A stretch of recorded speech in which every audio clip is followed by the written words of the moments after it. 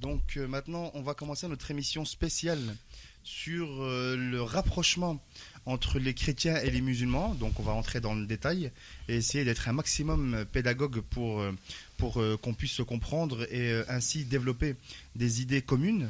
Et ma première question va être assez simple. Quels sont les points communs entre les chrétiens et les musulmans ? Donc, assalamu alaikum à tous nos auditeurs et auditrices. Nous sommes très contents de poursuivre avec vous ces émissions sur l'islam. Et aujourd'hui, le thème du jour sera consacré au rapprochement entre chrétiens et musulmans. Et pour répondre à ta première question, concernant justement ces points communs qui relient ces deux grandes religions monothéistes, on va commencer par citer un hadith, une parole de l'imam Ali, sur lui la paix, sage personnage. Étant donné que c'est un homme de science et un homme de paix, on va voir ce qu'il nous dit par rapport à l'attitude à adopter des musulmans. Il nous dit « Il n'y a pas un pays qui soit meilleur qu'un autre. Le meilleur pays est celui qui t'accepte et te supporte. » Cette parole de l'imam Ali, elle résume bien l'état d'esprit du musulman, à savoir qu'il faut être reconnaissant envers le pays qui nous accepte et qui nous supporte. Donc on sait très bien, on le dit et on le redit à chaque fois, que l'islam, il a pour but d'instaurer la paix et la justice sur toute la terre et par conséquent de procurer le bonheur aux gens, ici-bas et aussi dans l'au-delà. Donc, après cette introduction, on peut être amené à dire par rapport aux récents événements qui ont secoué la France, ça nous amène également à dénoncer avec fermeté ces terroristes salafistes qui ont agi au nom de l'islam. Et malheureusement, ils ont sali la religion, bien qu'on sache que ces personnes-là ne sont absolument pas des musulmans. Parce que ces personnes-là n'encouragent pas au rapprochement entre les peuples et entre les religions. Mais effectivement, ces personnes-là encouragent simplement au chaos et à la destruction. Ils n'ont aucun projet. Le seul projet, c'est de monter les communautés les unes contre les autres et de mettre le chaos partout où ils sont. Et la France, on sait que c'est un pays de tradition chrétienne. Et l'islam a beaucoup de points communs avec le christianisme. Et justement, pour montrer les points communs, on sait qu'au tout début de la mission prophétique du saint prophète, sur lui la grâce et la paix, lorsque les premiers musulmans ont été amenés à fuir les persécutions des idolâtres de la Mecque, c'était au mois de Rajab de la 5e année de la mission. Ça correspond environ à peu près à 615 après Jésus-Christ. Et ils ont donc trouvé refuge en Abyssinie à l'époque, où régnait un roi chrétien qu'on appelait le Négus. Et une petite anecdote confirme très très bien la proximité de l'islam avec le christianisme. En effet, les idolâtres de la Mecque, ils n'ont pas supporté de voir ces fuyards convertis trouver refuge en Abyssinie. Ils ont donc décidé d'envoyer une délégation auprès du roi chrétien éthiopien, justement pour qu'il leur remette les fuyards. Donc alors, excuse-moi de te couper, on peut expliquer peut-être que déjà l'Abyssinie, ça se trouve en Éthiopie, enfin c'est l'Éthiopie actuelle, et puis également préciser que c'était ce qu'on a appelé la petite émigration au début lorsque les musulmans ont fui, et pour la plupart c'était des esclaves, donc c'est pour ça que ces Mécois ont cherché à aller les récupérer en Abyssinie. Effectivement, j'ai pas été si précis que ça. Oui, ces premiers... musulmans, c'était pour la plupart du temps des gens qui n'avaient pas qui étaient sous la tutelle des maîtres et tout, c'était des esclaves, des serviteurs, et donc du coup pour fuir ces persécutions là, de leurs maîtres, parce qu'ils avaient adopté la nouvelle religion, le prophète, sur lui la grâce et la paix, leur avait dit d'aller en Abyssinie parce qu'il régnait un roi juste, un roi chrétien juste et tout. Et justement, par rapport à ça, donc les fuyards n'ont pas entendu de cette oreille, ils ont décidé d'envoyer une délégation auprès de ce roi juste afin qu'il leur remette les fuyards. Et donc il y a un petit extrait qu'on va écouter qui nous montre bien ce passage-là où les chrétiens et les musulmans ont un point commun. D'accord, alors justement on va écouter cet extrait qui est tiré du film Le Messager, où on voit la scène lorsque les fuyards donc, sont dans le palais de ce Négus, de ce roi chrétien en Abyssinie, en actuelle Éthiopie. Et donc à un moment, voilà, il y a une explication entre eux et on voit quels ont été les propos qui ont été tenus à ce moment-là. Et c'est très très fidèle à la réalité. Donc on écoute cet extrait. Oui, juste avant, pour dire, en fait, c'est la délégation mécoise, ils avaient avancé comme argument sur les fuyards qu'ils avaient embrassé une nouvelle religion et surtout qu'ils avaient insulté Jésus et la Vierge Marie. Et c'est là que le roi chrétien n'avait pas supporté. Il a convoqué ces fuyards pour qu'ils s'expliquent sur les propos qui sont avancés par leur maître de la Mecque. D'accord, donc on écoute le court extrait et puis on se retrouve juste après pour développer sur notre thème par rapport à cela. Nous avons souffert des persécutions à la Mecque. Mahomet nous a dit allez en Abyssinie, terre d'un roi juste, où tout homme est libre de sa pensée. Ce qu'ils appellent persécution n'était que punition bien méritée, leur insubordination. Pourquoi votre prophète vous a-t-il envoyé à moi? Parce que toi aussi tu crois en un livre où Dieu est unique comme nous. Il nous a envoyés parce qu'au fond de ton cœur, ton Dieu nous protégera tous. Parler avec ces hommes, c'est puiser l'eau d'un mirage. Mais maintenant, leurs paroles me créent un devoir de les écouter, mon ami. Je parle du messager de Dieu. Mahomet nous enseigne d'adorer un Dieu unique, d'exprimer la vérité, d'aimer son prochain comme soi-même, de faire la charité. Un simple sourire est peut-être déjà un geste de charité, de défendre la femme contre les abus, de protéger l'orphelin et de nous éloigner des dieux de bois et de terre. Eh bien, nous disons du Christ ce que le prophète nous a enseigné. Dieu a insufflé le Saint-Esprit dans le ventre d'une vierge appelée Marie qui a conçu le Christ, l'apôtre de Dieu. L'apôtre, tu as entendu, et pas le fils. Et ton miracle, ton Coran, qu'est-ce qu'il dit de la naissance de notre Seigneur Jésus-Christ? Je peux citer les paroles? Approche-toi. Au nom de Dieu clément et miséricordieux. Raconte dans le livre l'histoire de Marie. Quand elle s'est isolée de sa famille en un lieu situé à l'Orient, comme nous lui envoyons notre ange Gabriel qui lui dit « Je suis le messager de ton Seigneur. Je suis venu t'annoncer la naissance d'un fils saint. » Elle lui demanda « Comment pourrais-je avoir un garçon alors qu'aucun homme ne m'a touché ?» Et Gabriel lui répondit « Car ton Seigneur a dit « Il en sera ainsi. Nous ferons de ce garçon un signe pour les hommes et une grâce émanant de nous. » L'affaire est décidée. Voilà, donc on a entendu dans ce court extrait, on peut dégager trois choses, à savoir déjà que le prophète de l'islam avait, comment dirais-je, expliqué que cette terre était une terre de liberté. On a vu les similitudes qu'il pouvait y avoir lorsqu'il a parlé de Jésus et de Marie entre ce que dit la religion musulmane et ce que dit la religion chrétienne. Et puis pour finir, voilà, la récitation de la sourate Marie, puisque la sourate Marie, si je ne me trompe pas, est une des sourates qu'on le retrouve dans le Coran. Effectivement, c'est exactement ça. Donc cet événement majeur, il montre bien aussi la similitude entre les musulmans et les chrétiens. Et pour la petite histoire, il faut savoir que le roi chrétien d'Éthiopie, il va plus tard embrasser lui-même l'islam et devenir un adepte de Mohammed, sur lui la paix.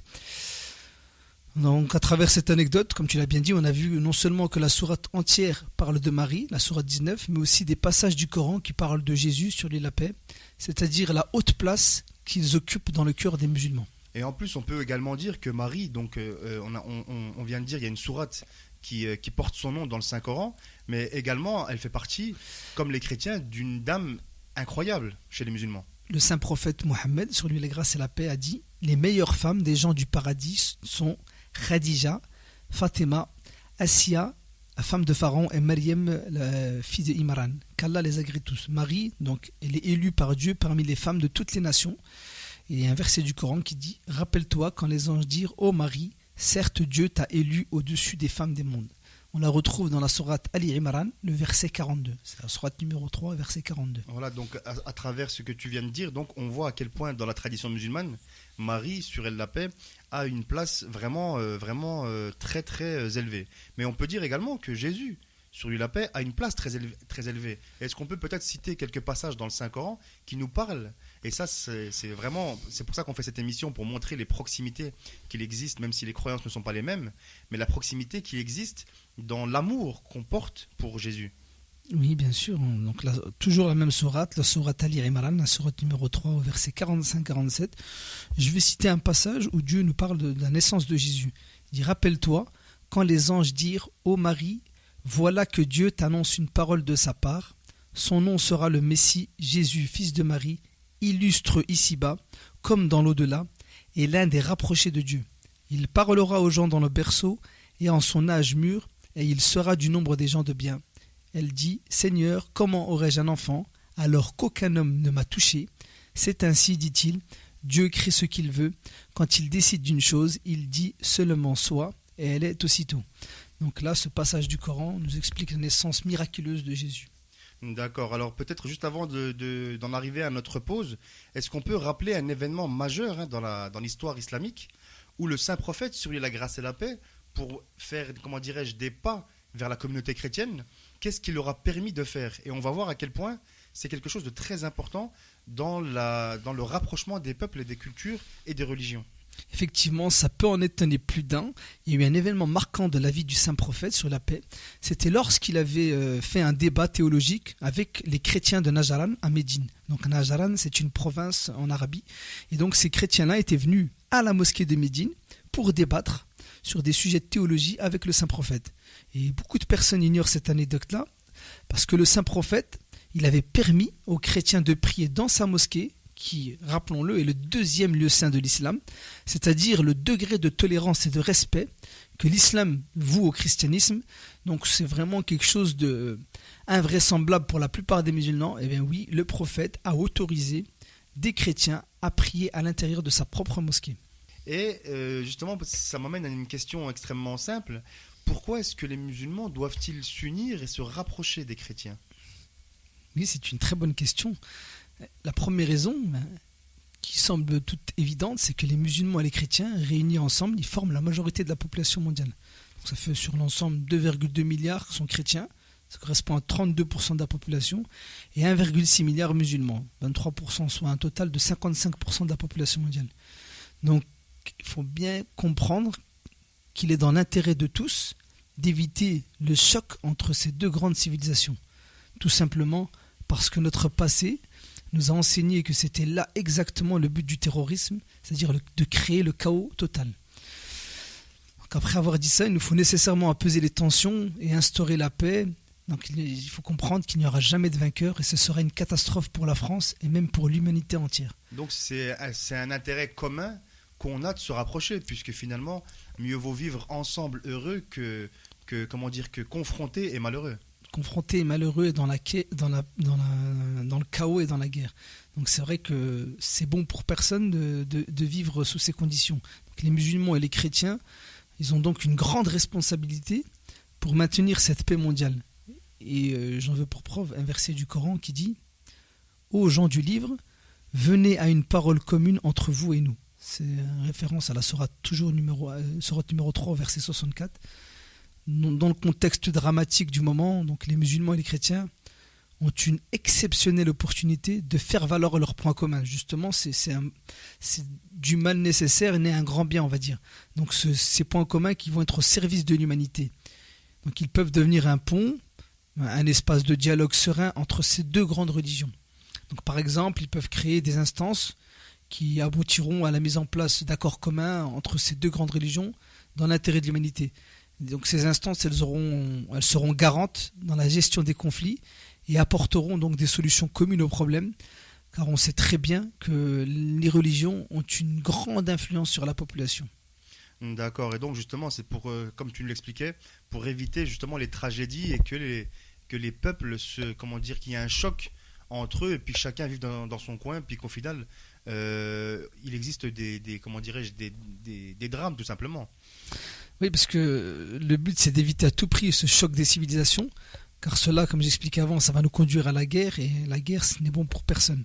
Et pour cela, c'est-à-dire, il ne faut surtout pas écouter les extrémistes salafistes, qui, au passage, ne sont absolument pas musulmans, mais des hérétiques, qui vont inciter à la violence armée, mais également ne pas écouter tous les extrémistes et fanatiques, qui renvoient tous les problèmes de la France sur les étrangers en général, et sur les musulmans en particulier. Donc, après les événements tragiques qui ont secoué le pays, il y a eu des initiatives qui ont déjà vu le jour, notamment l'ouverture des mosquées ou aux non-musulmans, dans un esprit de dialogue, de paix, à travers des actions comme le thé de l'amitié sur toute la France. Donc ça, c'est des bonnes initiatives qui permettent d'abord un premier rapprochement entre ces deux grandes civilisations, Et d'autres initiatives vont voir le jour, en espérant que la tension et les trucs vont s'apaiser et que les gens vont chercher ce qui nous unit et non ce qui nous divise. D'accord, alors maintenant on arrive vers la fin de notre émission. Est-ce qu'on peut, parce qu'on a cité des exemples, tu nous as cité des exemples donc référencés dans le Coran, et donc l'exemple aussi du saint prophète de l'islam sur la grâce et la paix qui avait lui-même ouvert sa propre mosquée pour les chrétiens. Est-ce que Dieu dans le Coran nous encourage justement à être bons à l'égard de tous, non musulmans inclus? Bien sûr, il y a un passage du Coran, la sourate numéro 60 au verset 8, où Dieu dit « Allah ne vous défend pas d'être bienfaisant et équitable envers ceux qui ne vous ont pas combattu pour la religion et ne vous ont pas chassé de vos demeures, car Allah aime les gens équitables. » Donc, ce verset du Coran va résumer bien, même très bien l'attitude à adopter, à savoir la bienfaisance et l'équité. Donc, pour terminer, en guise de conclusion, on peut rappeler une anecdote vécue par le saint prophète quand il a été secouru par un chrétien lorsqu'il est allé prêcher les habitants de Taïf, qui est une région, une province en Arabie, et qu'il a été accueilli par ces idolâtres arabes à coups de jets de pierre, lapidés et méprisés. Si ce n'était l'intervention salutaire du chrétien, le saint prophète aurait enduré d'atroces souffrances. Donc on voit bien que chrétiens et musulmans se sont toujours entraidés pour maintenir la paix. D'accord, donc voilà, c'est vraiment une bonne conclusion pour notre émission spéciale sur les musulmans et les chrétiens. Donc on a vu que le prophète s'était ouvert aux chrétiens, puisque également les chrétiens s'étaient ouverts au saint prophète de l'islam sur lui la grâce et la paix. Et quel autre message, quel meilleur message, si ce n'est celui de la parole et de l'acte.